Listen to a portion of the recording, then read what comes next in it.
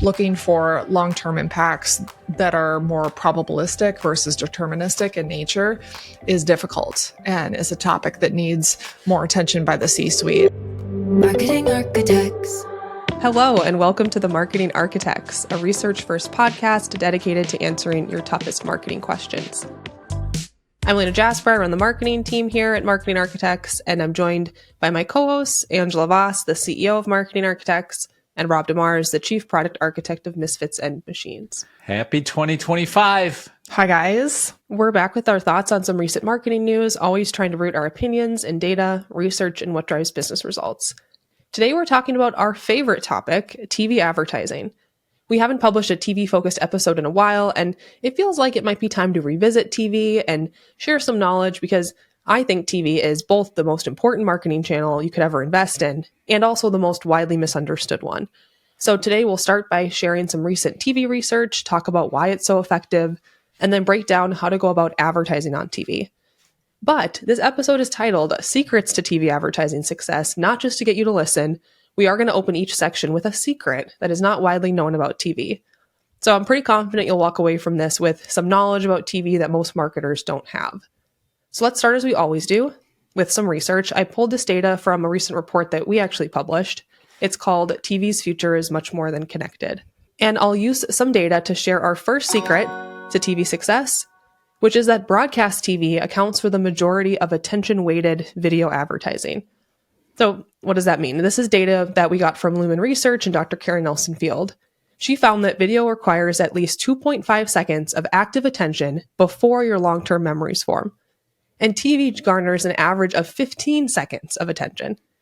YouTube, on the other hand, only garners 4.5 seconds, and that's for non-skippable ads. And Facebook earns just 1 second of active attention.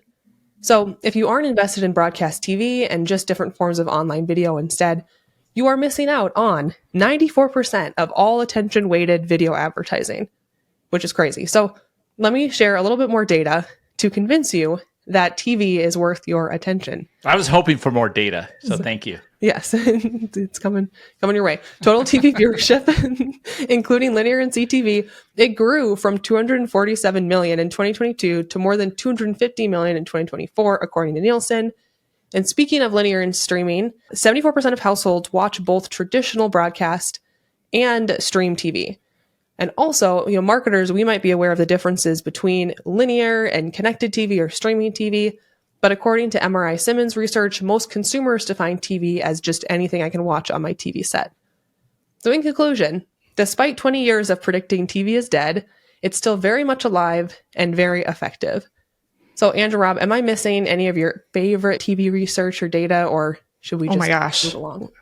Well, yeah, that's what I was going to say is I don't know if we'll get to our secrets but like one that stands out to me, I guess, is one of the most impressive stats, I think, that maybe people know, maybe they don't. It comes from the IPA data bank. TV delivers the highest ROI among all media channels, with campaigns that include TV like 2.6 times more effective at driving market share growth than those without TV. So that's a great one. Little feather in TV's cap there.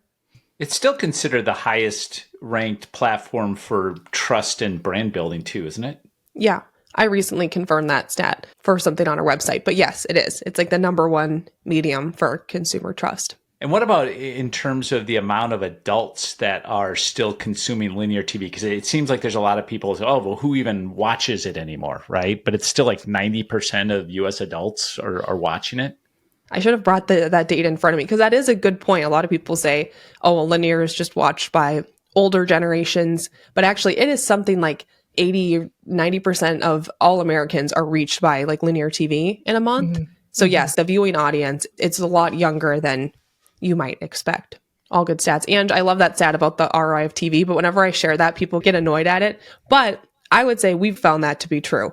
Why do they get annoyed by it? Just feeling like it's not super transparent. Like it's a pretty general stat. Like how did you get there? What does ROI mean? Yeah, what did you look at? How many brands did you look at? What channels? And so I'm always surprised though by how people can challenge the effectiveness of TV when you have so many research firms, the IPA, ThinkBox, WARC, etc., Ehrenberg Bass, like it's repeatedly the number one channel in marketing. So whether it's 2.6 or it's 2 or it's 4 or it's, whatever, it's like are you looking at the space or are you not? And if not, are you missing something? Which I think gets into the secrets.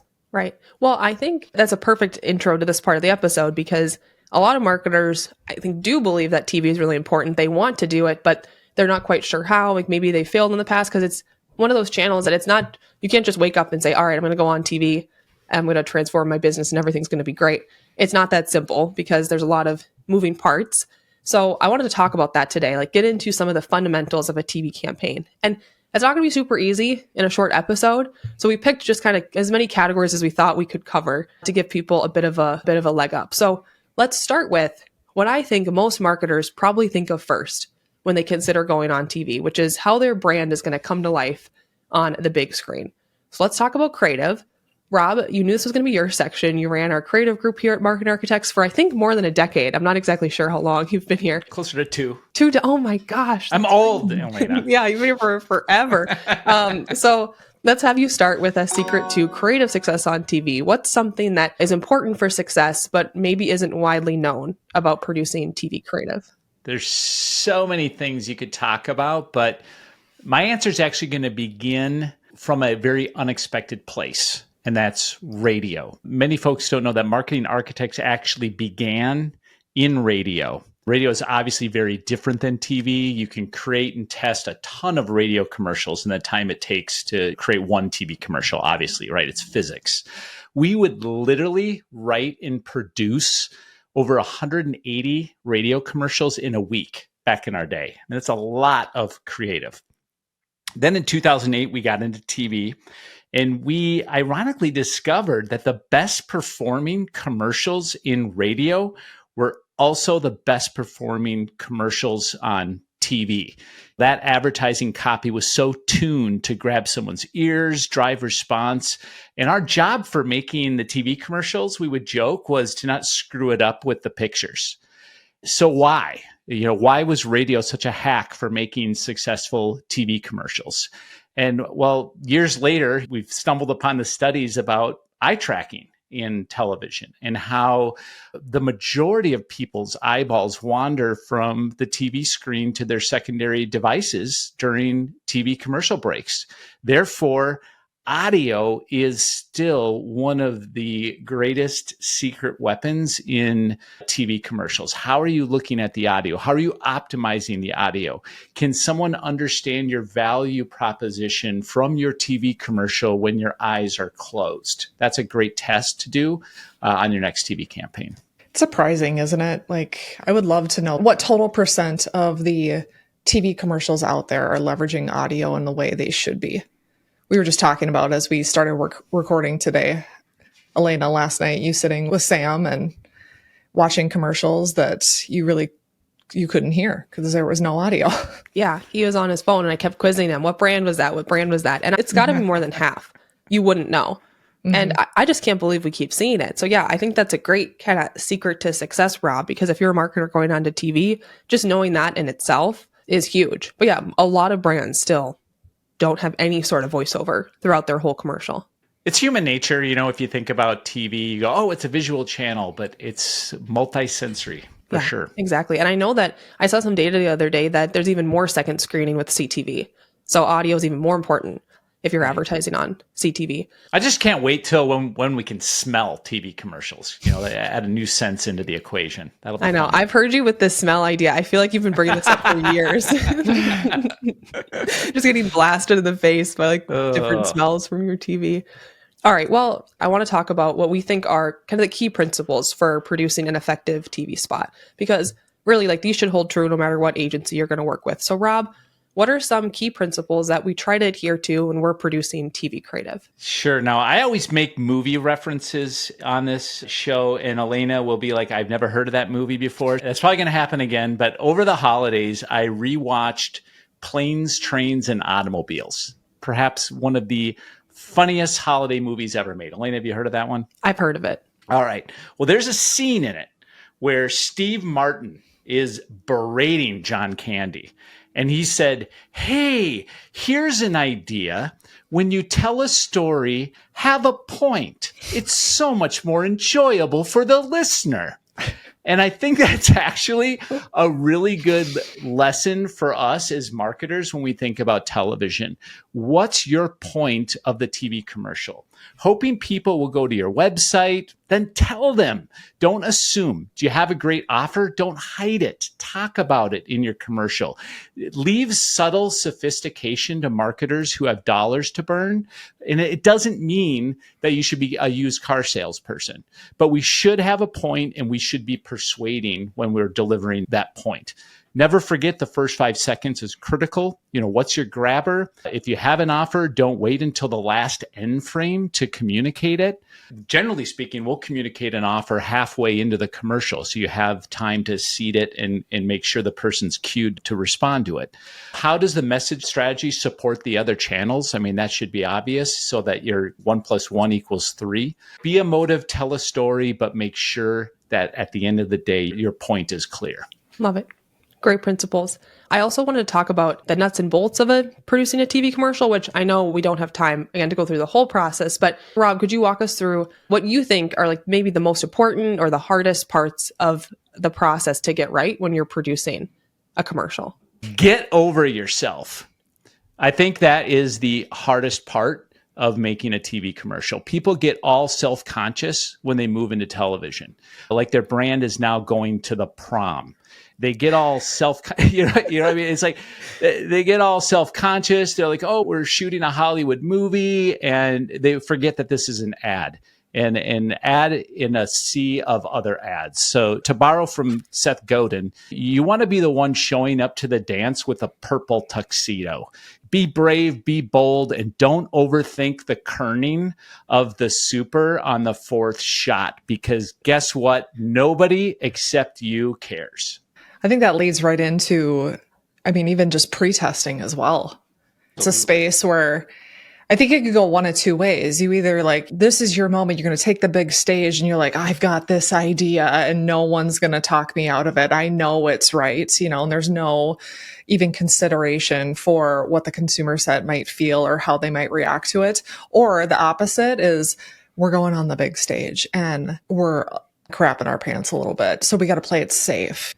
So it's a tricky thing to get right, but I think a great reason why pre-testing is so important. It's a great point, Ange. Yeah, I agree. Pre-testing, I think, is especially useful for our advertisers because it helps us get to a message that's also understood and clear. And that's a problem I see with some commercials. I saw one this weekend. I won't say who the brand was, but it had these 2 huge celebrities in it, and there was all this amazing production, and the spot finished. And I was like, I don't even know what that was about. I have no idea what it was about. I just know that there were a lot of celebrities in it. And I think sometimes you're right, Rob. I love the advice, just get over yourself and keep your customer in mind and not just this sort of pompous, like, oh, well, I'm going on to TV and I need the big celebrities and the Hollywood style production and everything has to be perfect. The message is the most important part.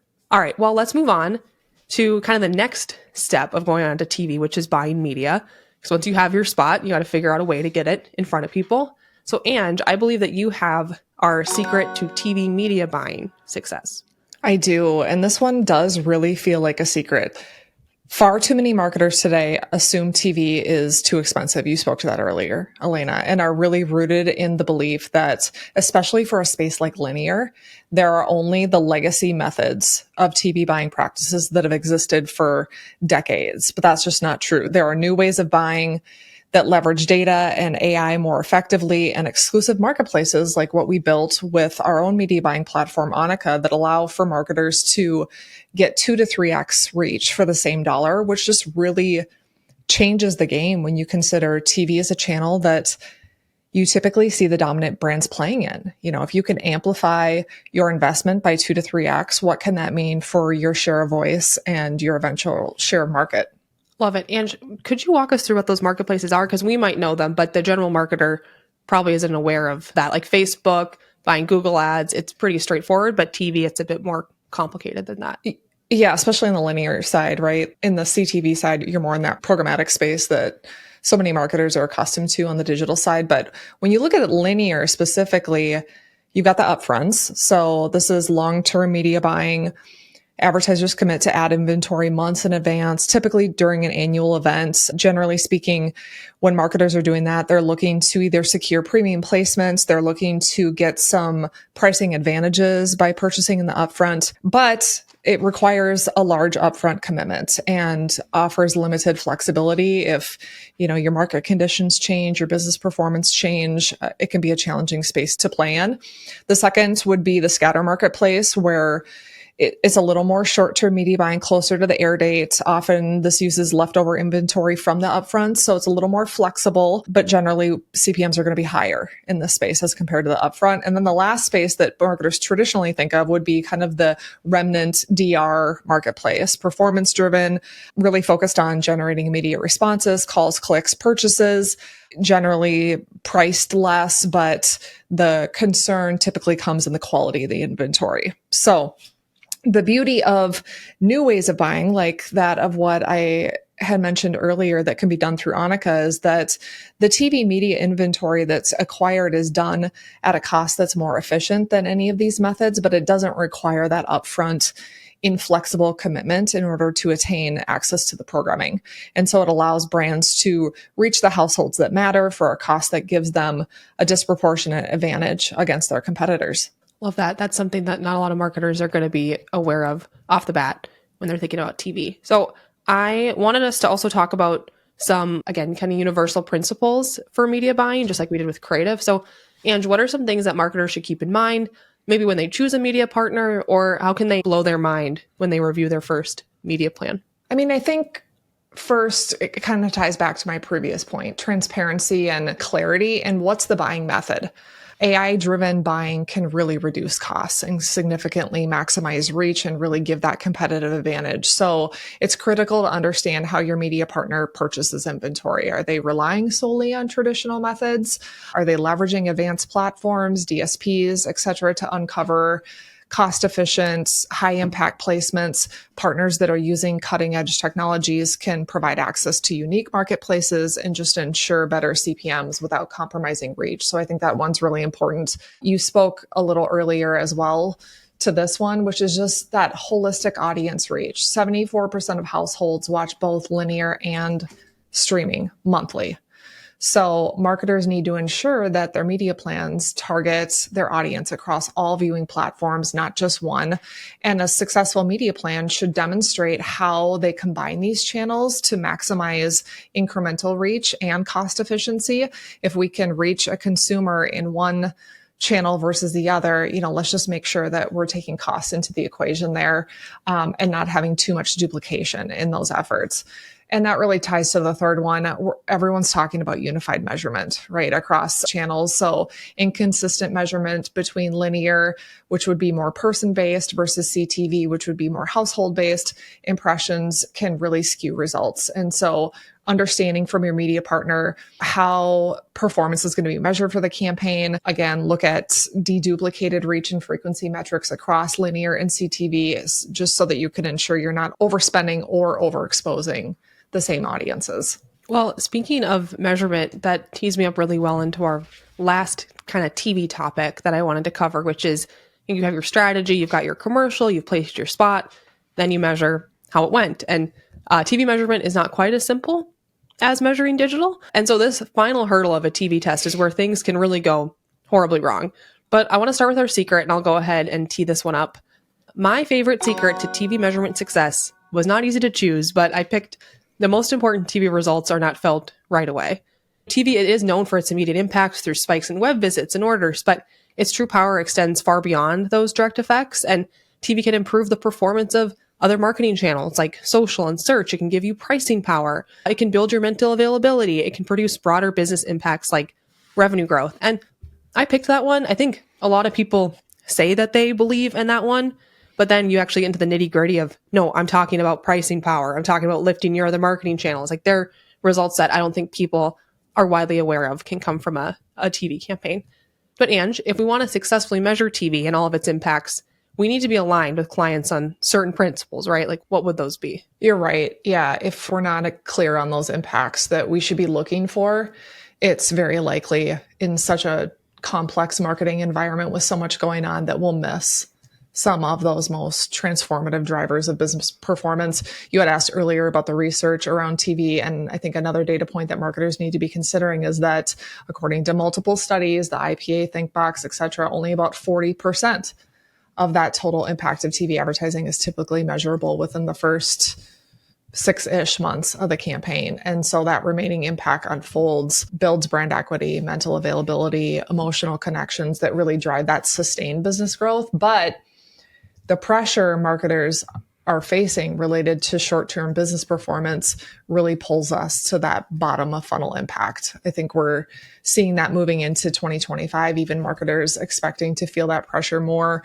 perhaps even than they did in 2024. I saw in Work this morning, actually, a CMO survey that was done by, I think it was Deloitte, found that 69% of budgets were being allocated to short-term performance tactics as compared with just 60% in 2023. So that's unfortunate for those of us that are focused on educating the world on marketing effectiveness because we're going in the wrong direction. But what was interesting was that those surveyed stated that a 50-50 ratio was their ideal spending between performance marketing and branding. So it just suggests that their actions don't align with their mental models. They know that the brand building should be important and that those long-term impacts should be important. And yet we're being pulled to bottom of funnel and immediacy. So in that case, we're talking about the split of all marketing channels and the focus on performance versus branding. But I think it's evidence that looking for long-term impacts that are more probabilistic versus deterministic in nature is difficult and is a topic that needs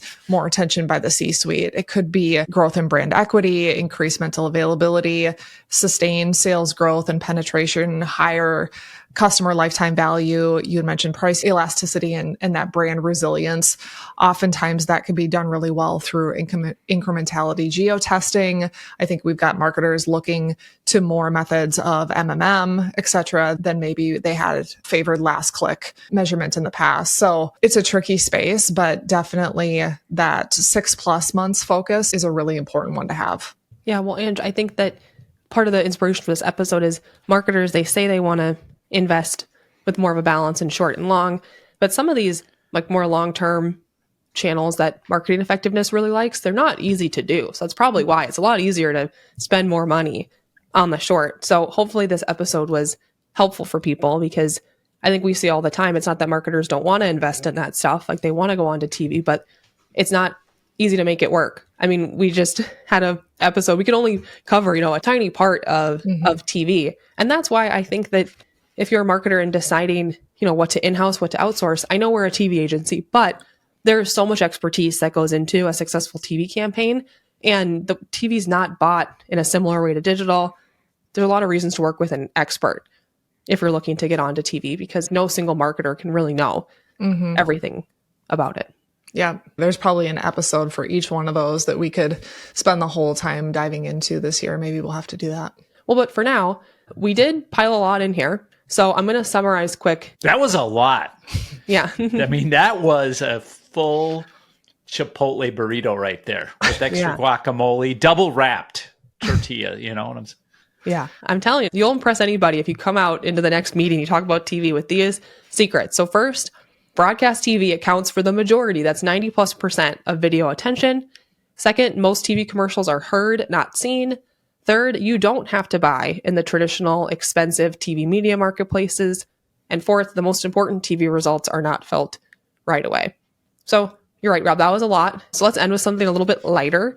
If you could pick or had to pick one TV show to live in for just a week, which would you choose and why? Well, I'll go first. On the History Channel, have you guys watched Alone? Yes. Where they drop people off in the middle of nowhere, Yeah. Now, that seems like a horrible situation to be in. I love that show, but there's no way I would last a week. But I would love to be the first person that taps out before the helicopter actually lands on the place to get dropped off. They ran out of snacks on the helicopter and I'm done. There's a new one. Have you guys heard of, I think it's called Extracted. It's the same idea, but the families. I love that show. Is it? Yeah. Is it already out? No. Okay. Sorry. I haven't seen the show, but I saw that and I was like, I probably shouldn't share this, but there was a member of our family. I'm like, they'd be great at making us stay in the show. We should get We can take bets on who that might be, but Yeah. no, Rob, it's like the family members are back home, but they get to watch all of the Alone play out. And so then they like hit the button to extract their loved one from. Really? Oh, Yeah. that's a great Such a great idea. concept. Oh man, my mom would be so bad at that. Like the first second, she'd be like, "They look cold. Bring them back." Well, the History Channel's getting love from us, I guess, because I chose The Men Who Built America, which is a docudrama miniseries, I think, where it really like highlights the lives and accomplishments of some of the most influential entrepreneurs and industrialists during the 19th and 20th centuries, and just major transformation going on in the US. Like that would be so cool to be a part of that. Cool. Yeah, it's hard to pick for this because there's a lot of shows I'm interested in, but I'm like, oh man, a week's a long time to live in like a certain time period. So Rob, I might cheat and do what you did, which is I don't know how long I could last in this world, but I would love to go into the Game of Thrones world and be a Targaryen with a dragon when they were crushing it. I don't want to go like I don't want to be fighting. I don't want to die. I want to ride a dragon, but I'm thinking more House of the Dragon era where they were on top. I'd like to just kind of just ride the around big dragons. on the dragon. Yep. Yeah, just have fun with it. Burn armies up with the. I wouldn't say that. I'm more thinking a joyride on the dragon. All right. Well, I think that wraps us up. That's it for this episode of The Marketing Architects. We'd like to thank Taylor De Los Reyes for producing the show. You can connect with us on LinkedIn, and if you like the podcast, please leave us a review. Now go forth and build great marketing. All right, are we ready? Yep. So loud. Okay. Hello. Am I so loud? Yeah, no, it's just because you yelled directly into the microphone. It's not that. It's fine. Okay. Can I make an observation before we start? I'm so hungry, Rob. Please, let's just get going. Shut up. Marketing Architects.